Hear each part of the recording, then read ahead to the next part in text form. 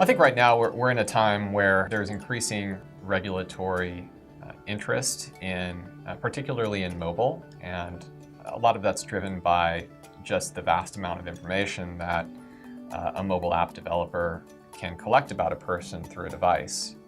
Unlike a website, you can collect somebody's precise geolocation coordinates. You can collect their movements, what types of apps they've downloaded. So an advertising network, for instance, can, through correlating other data, see if a person has installed particular types of game apps or shopping apps, and they can learn a lot about a person.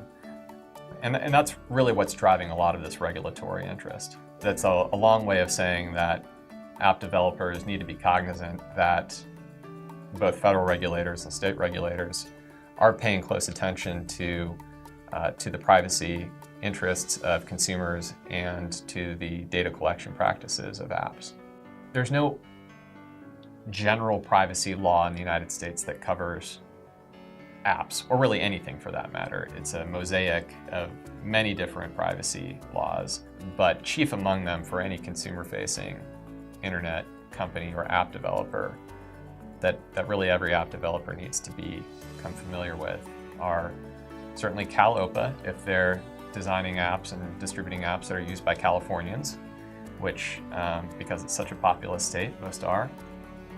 The Child Online Privacy Protection Act, which is a federal law and which limits the collection of information, personal information about minors who are under the age of 13, and very important changes were just made to that, the FTC's interpretation of that law.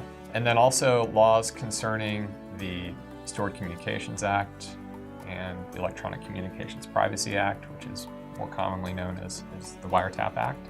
And then the general requirement of the Federal Trade Commission's authority of not conducting deceptive or misleading business practices when selling or offering services to the consuming public.